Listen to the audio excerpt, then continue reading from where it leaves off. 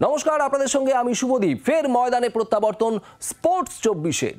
কলকাতা ময়দান Messi, Ronaldo, বিরাট রোহিতদের পাশাপাশি নেপথ্যের কুশীলবদের অজানা কাহিনী, মাঠের খবর, মাঠের বাইরের খবর, খেলার দুনিয়ার সব খবর জানতে সোম থেকে শুক্র রাত 10:30টায় চোখ রাখুন স্পোর্টস 24-এ। আর আজ প্রথমে আমরা চোখ রাখবো ফুটবলের খবরে।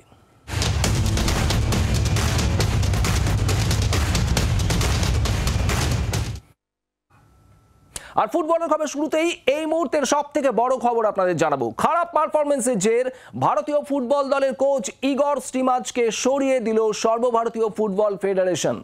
বিশ্বকাপের যোগ্যতা অর্জন পর্বে তৃতীয় রাউন্ডে উঠতে ব্যর্থ হয়েছে ভারত, আর তারপরেই আজ এই সিদ্ধান্ত নেওয়া হয়। আর এ নিয়ে একটু কথা বলবো, দেবাঞ্জন বন্দ্যোপাধ্যায় রয়েছেন আমাদের প্রতিনিধি আমাদের সঙ্গে। দেবাঞ্জন, ঠিক কি কারণে ইগর স্টিমাচকে অপসারণ করা হলো, কিছু বলা হচ্ছে? ইগর স্টিমাচের ওপর দীর্ঘদিন ধরেই ফেডারেশন কর্তারা অত্যন্ত বিরক্ত ছিলেন, কারণ 2019 সালে তিনি এখানে কোচিং করাতে এসে বলেছিলেন যে 2026-এর বিশ্বকাপে তিনি ভারতকে খেলাবেন। এই কমিটমেন্ট তিনি ফেল করেছেন। তিনি বলেছিলেন যে ভারতবর্ষের প্রত্যন্ত অঞ্চল থেকে প্রচুর প্রতিভা লুকিয়ে আছে, হোমওয়ার্ক করে এসছেন, তিনি ভারতবর্ষ থেকে দুর্দান্ত সব ফুটবলার তুলে আনবেন। তিনি সে কমিটমেন্ট ফেল করেছেন। তিনি বলেছিলেন প্রত্যেকটা খেলায় ঘুরে ঘুরে তিনি প্রতিভা চয়ন করবেন, এই কমিটমেন্ট তিনি ফেল করেছেন। এবং একের পর এক নানা রকম এই প্রতিশ্রুতি এবং পারফরমেন্সে সেরকম প্রভাব না পড়ায় ফেডারেশন কিন্তু আজকে বাধ্য হয়েছে ইগর স্টিমাচকে বরখাস্ত করতে। একেবারে দেবাঞ্জন, ধন্যবাদ। আর এই বিষয়ে এবার দেখে নেব কি বলছেন এআইএফএফ সভাপতি কল্যাণ চৌবে। তো এই মুহূর্তে এআইএফএফ এর বৈঠকে যে সিদ্ধান্ত হয়েছে যে সাম্প্রতিক পারফরমেন্স ভারতের আশানুরূপ হয়নি, সেহেতু এখন করছে যে নতুন কোচ আনা উচিত, নতুন ভাবে স্বপ্ন দেখা উচিত, নতুন পরিকল্পনা করা উচিত, একটা ফ্রেশ ইয়ার যে কথা আমরা বলি। সেহেতু আমরা বর্তমান যে আমাদের চিফ কোচ রয়েছে তাকে রিলিভ করার জন্য ইমেল পাঠিয়েছে। আর এবার ময়দানের দুই প্রধানের খবর আপনাদের জানাবো। কলকাতা লিগ শুরু হতে চলেছে, আর এই কলকাতা লিগের জন্য তৈরি মোহনবাগান। কলকাতা লিগ জেতাই শুধু লক্ষ্য নয়, আইএসএল এ সিনিয়র টিমের জন্য খেলোয়াড় সাপ্লাইও অন্যতম লক্ষ্য বলে জানাচ্ছেন মোহনবাগান সচিব দেবাশিস দত্ত। দরজায় কড়া নাড়ছে কলকাতা লিগ। আগামী 25 তারিখ থেকে শুরু হচ্ছে বহু প্রতীক্ষিত কলকাতা ফুটবল লিগ। সবার আগে অনুশীলনে নেমে পড়েছে মোহনবাগান। সোমবার রাজ বাশফোর, সুহেল বার্ট সহ মোহনবাগানের যুব দলের ফুটবলাররা ঘণ্টা দেড়েক অনুশীলন করলেন কোচের কাছে। মোহনবাগান কোচ ডেইজি কার্ডোজোর তত্ত্বাবধানে মোহনবাগানে পুরো দমে চলছে অনুশীলন। মোহনবাগান সচিব দেবাশিস দত্ত আশাবাদী কলকাতা লিগে তারা ভালো ফল করবেন। তাদের লক্ষ্য শুধু কলকাতা ফুটবল লিগ জয় নয়, একই সঙ্গে আইএসএল এর জন্য সিনিয়র দলে প্লেয়ার সাপ্লাইও করতে চান বলে জানিয়েছেন মোহন সচিব। প্রিপারেটরি যে টিমটা, সেই টিমটাকে আমরা কিন্তু কলকাতা লিগে খেলাচ্ছি, কিন্তু আমরা ডেফিনেটলি আমরা গুরুত্ব দিচ্ছি বলেই কিন্তু সবার আগে আমরা প্র্যাকটিস শুরু করেছি। মানে যে তিনটি বড় ক্লাব আছে যারা আইএসএল খেলবে, তাদের দেখবেন তিনজনের মধ্যে আমরাই কিন্তু কলকাতা লিগের জন্য সবচেয়ে আগে শুরু করেছি। তো আমাদের কোচ, নতুন কোচ হয়েছে, বাস্তবের জায়গায় নতুন কোচ এসছে, তিনি দেখছেন, টিম সাজাচ্ছেন। অলরেডি আমরা একটা প্র্যাকটিস ম্যাচ গতকাল খেলেছি, আবার 21 তারিখ আমরা একটা প্র্যাকটিস ম্যাচ খেলবো বিএসএস এর সাথে নৈহাটিতে। তো এইভাবে প্র্যাকটিস ম্যাচ দিয়ে আমরা প্লেয়ারদেরও তৈরি করছি। কলকাতা লিগে বিদেশিরা খেলছেন না। নতুন মরশুমে ডুরান্ড এবং আইএসএল এর সঙ্গে সবুজ মেরুনের লক্ষ্য কলকাতা লিগ ঘরে তোলা। ক্যামেরায় অরূপের সঙ্গে দেবাঞ্জনের রিপোর্ট, জি 24 ঘন্টা। আলোচনা চলছিল বেশ কিছুদিন ধরেই অস্ট্রেলিয়ার এ লিগের গত 5 বারের মধ্যে 4 বারের সোনার বুট বিজয়ী জেমি ম্যাকলরেন মোহনবাগানে সই করবেন কিনা তা নিয়ে সমর্থকদের মধ্যে জল্পনা ছিল তুঙ্গে। অবশেষে সুখবর, মোহনবাগান সচিব দেবাশিস দত্ত জানিয়ে দিলেন আগামী মরশুমে মোহনবাগানেই খেলবেন জেমি ম্যাকলরেন।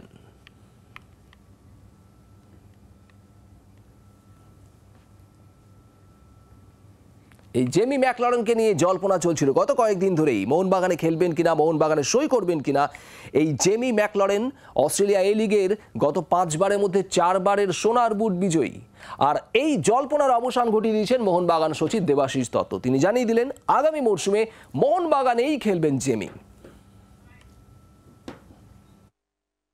জেমি ম্যাকলেন হচ্ছে গত 5 বছরের মধ্যে লাস্ট 4 বছর, গত বছরটাই খালি হয়নি, অস্ট্রেলিয়ার এ লিগের golden boot winner, highest scorer.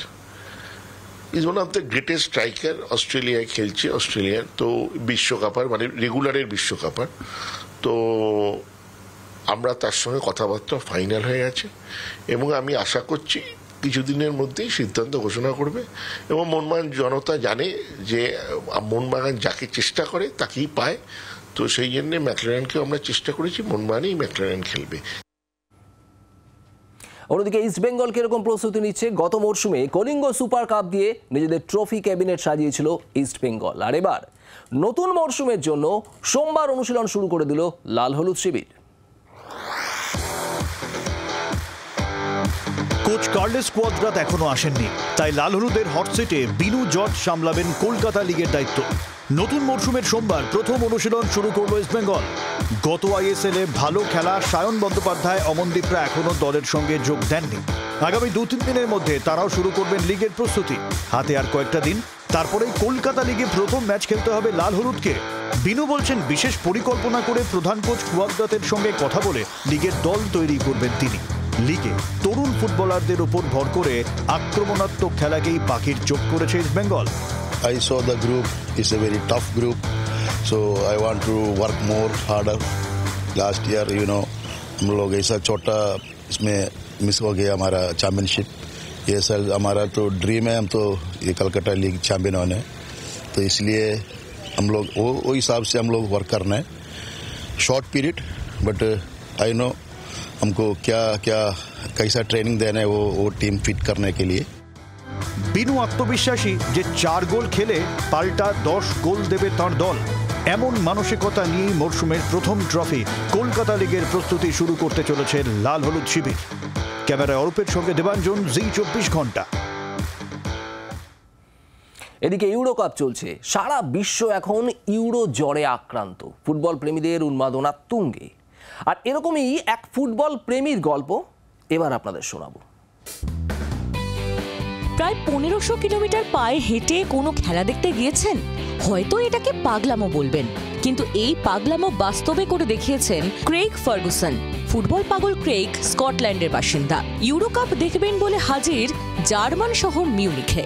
কিন্তু ক্রেইগ ফ্লাইটে বা ট্রেনে নয়, স্কটল্যান্ডের শহর গ্লাসগো থেকে পায়ে হেঁটে জার্মানিতে এসেছেন।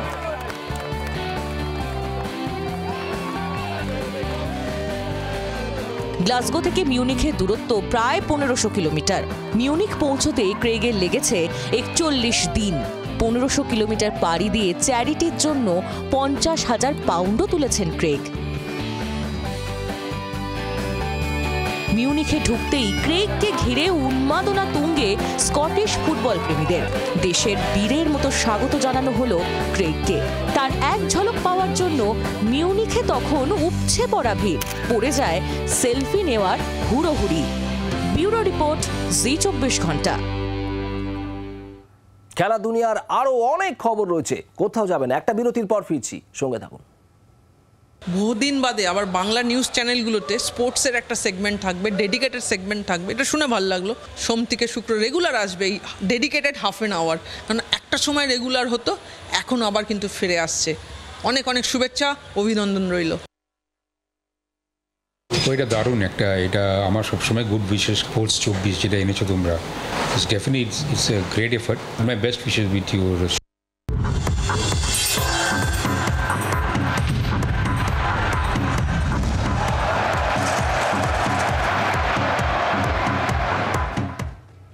ফিরে এলাম বিরতির পর, দেখছেন স্পোর্টস 24। আর এবার দেখে নেব ক্রিকেটের খবর, আমাদের বিশেষ সেগমেন্ট প্যাভিলিয়ন এন্ডে।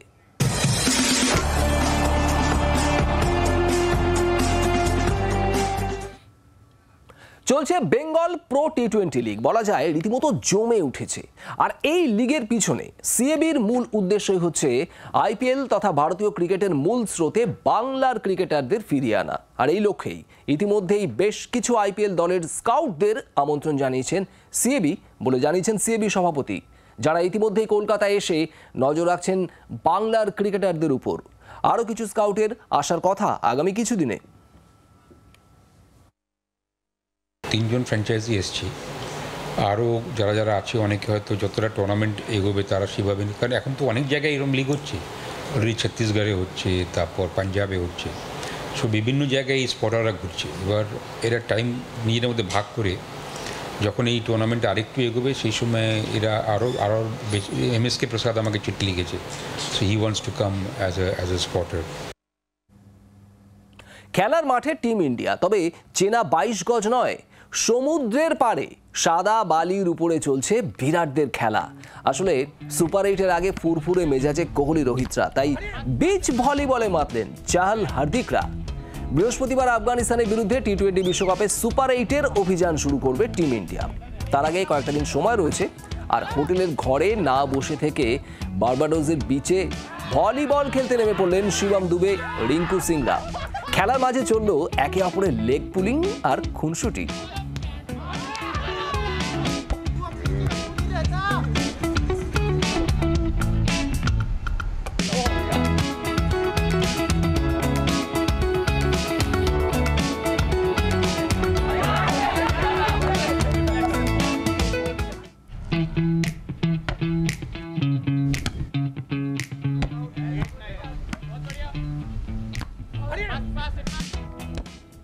আর ক্রিকেটের পাশাপাশি এবার চোখ রাখবো একটু অন্যান্য খেলার খবরে, ম্যাচ কর্নারে।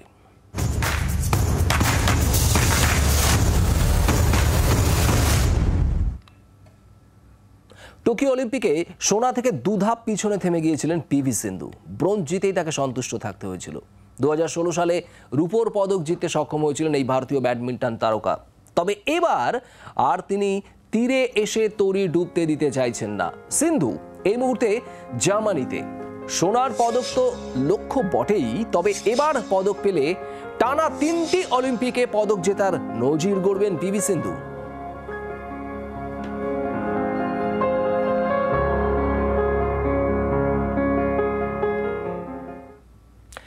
ওদিকে আসন্ন অলিম্পিকের আগেই মাঠে নামতে চলেছে নীরজ চোপড়া। জুলাই থেকে শুরু হতে চলেছে অলিম্পিক, আর এবার প্যারিসে বসবে অলিম্পিকের আসর। গতবারের মতো এবারেও ভারতের হয়ে সোনা জেতার জন্য বদ্ধপরিকর নীরজ চোপড়া। ইতিমধ্যেই তিনি আসন্ন এই বড় প্রতিযোগিতার জন্য নিজের প্রস্তুতি শুরু করে দিয়েছেন। আগামীকাল অর্থাৎ মঙ্গলবার ফিনল্যান্ডের তুর্কুতে পাবন উর্মি গেমসে তিনি অংশগ্রহণ করবেন। অলিম্পিক্সের আগে প্রতিযোগিতার মঞ্চে নিজেকে পরখ করে নেওয়ার এই সুযোগ হাতছাড়া করতে চাইছেন না নীরজ।